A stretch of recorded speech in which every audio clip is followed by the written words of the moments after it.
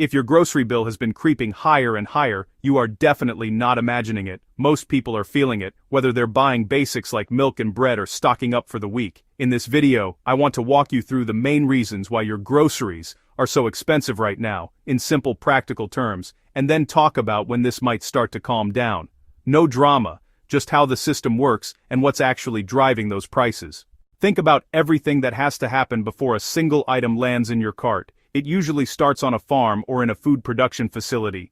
Farmers and food producers have seen many of their own costs increase. They pay more for animal feed, fertilizer, seeds, and equipment.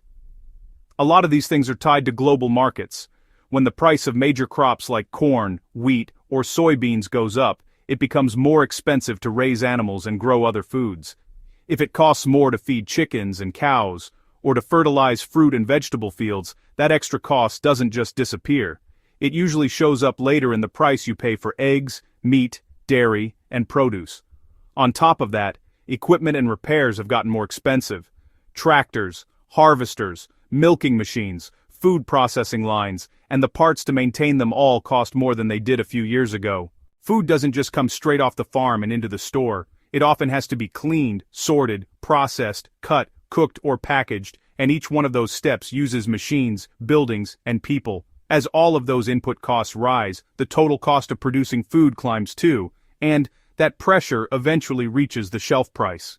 Then there's transportation. Food typically travels through several stages, from the farm to a processing plant, then to a warehouse, then to a distribution center, and finally to your grocery store. Almost every step relies on trucks, and sometimes ships or trains. All of those vehicles run on fuel, and when fuel prices rise, the cost of moving food rises as well. Even a modest increase in fuel, spread across millions of miles, makes a noticeable difference. For refrigerated or frozen foods, you also have the cost of keeping everything cold the entire way. That means more energy, more equipment, and higher bills that get built into the final price.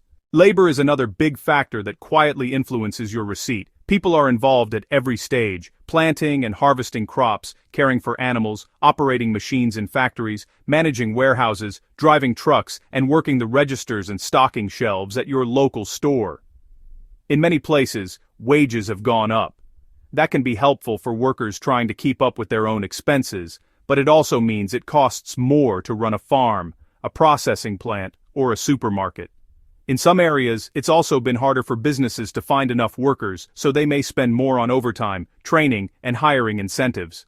When payroll becomes more expensive, businesses often adjust prices to help cover those higher costs. Quick pause. If you like understanding how this stuff really works in everyday life, why things cost what they cost and how it affects your wallet, make sure you hit subscribe and turn on notifications so you don't miss the next breakdown. It's completely free, and it helps this kind of clear, practical content reach more people who are also wondering why their budget feels tighter right now. Another piece many people overlook is packaging. Almost everything you buy comes in something: cardboard boxes, plastic bags, bottles, cans, glass jars, labels, and the ink printed on them. The materials behind all of that, paper, plastics made from petroleum, aluminum, steel, and glass, have their own production costs. When those go up, so does the cost of packaging each item. Packaging also includes design, branding, and quality checks to make sure products are sealed and safe. All of that work and material is baked into what you pay for cereal, canned vegetables, pasta sauce, snacks, and drinks. Grocery stores themselves face rising costs too. Supermarkets have to pay for rent or property, electricity, refrigeration, heating or cooling, insurance, cleaning, and maintenance. A typical store runs long hours and keeps dozens of fridges and freezers running non-stop. When energy costs rise, those bills increase significantly. If property costs, taxes, or insurance go up, that's another hit to the store's bottom line. To stay in business and keep shelves stocked, stores may raise prices, or, in some cases, keep prices similar, but quietly shrink package sizes. That's why you might notice a slightly smaller box or fewer items inside, even though the sticker price looks the same. Weather and climate-related events play a major role as well. Droughts, floods, heat waves, freezes, and severe storms can damage crops and stress livestock. A major drought in a grain-producing area can reduce harvests, driving up the cost of animal feed, which then raises the cost of meat and dairy. A deep freeze in a key fruit or vegetable region can wipe out part of a season's crop, making those items scarcer and more expensive. The same goes for plant diseases and animal diseases, which can force producers to destroy crops or herds, reducing supply. When supply drops suddenly and demand is still there, prices usually jump, sometimes for a specific product and sometimes across a whole category. Global supply chains add another layer. Many food ingredients and finished products move across borders before they reach you. Coffee beans, cocoa, cooking oils, spices, grains, and even some frozen foods often rely on shipping lanes, ports, and large distribution networks. If there are disruptions like container shortages, port backups, factory shutdowns, or transportation bottlenecks, it becomes harder and more expensive to move goods smoothly. These disruptions can lead to delays, spoilage, and higher shipping rates.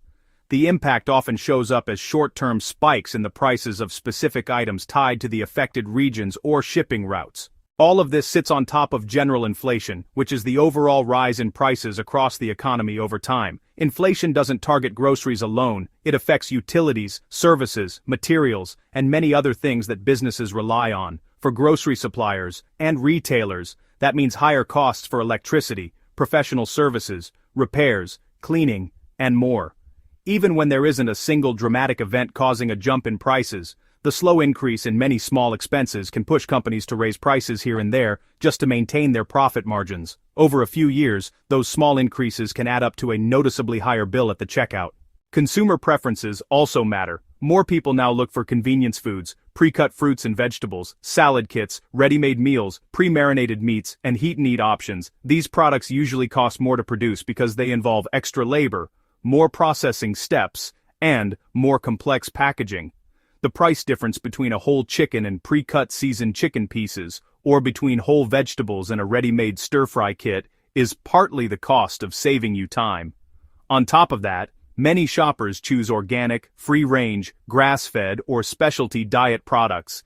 These often require different production methods, certifications, or smaller-scale operations, which make them more expensive. As more shelf space is devoted to these premium items, the average amount people spend per trip can go up, especially if they lean toward those higher-priced choices. Brand dynamics and competition play a quieter but still important role. In some categories, a few big brands dominate. They spend money on advertising, packaging design, and product development. A portion of what you pay helps cover those costs. Store brands or private label products are usually cheaper because they often skip some of the marketing and may share production with other lines. However, even store brands are affected when the underlying costs of ingredients, packaging, transport, and labor go up. If competition in a specific category decreases over time, there can be less pressure to keep prices as low as possible, which also affects what you see on the shelf. So, when might this stop or at least feel less intense? In most cases, you're unlikely to see prices fall back to what they were several years ago across the board. What's more realistic is that the pace of increases slows down. That can happen if some major cost pressures ease. For example, if the prices of key grains, oils, and other commodities stabilize or decrease, the cost of producing food can gradually come down. If fuel prices settle at lower or more predictable levels, shipping becomes cheaper, reducing some of the pressure on transport-intensive products. If supply chains become smoother with fewer delays and fewer shortages, there's less reason for sudden jumps in the price of specific items. Technology and efficiency improvements can also help over time. Advances in farming methods, storage, and logistics can make it cheaper and more reliable to grow and move food. Better forecasting and inventory management can cut down on waste and spoilage, meaning there is less loss that needs to be recovered through higher prices.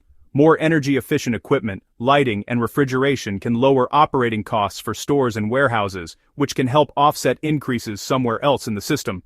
As wages and input costs eventually settle into a new balance, the rapid pace of price changes can slow, making your grocery budget feel more manageable, even if prices themselves don't return to old levels. In the meantime, most households adjust their habits. People may compare unit prices more carefully, switch from name brands to store brands, buy in bulk when it truly saves money, cook more from basic ingredients instead of prepared foods, plan meals around sales, and focus on reducing food waste at home so less of what they buy ends up in the trash.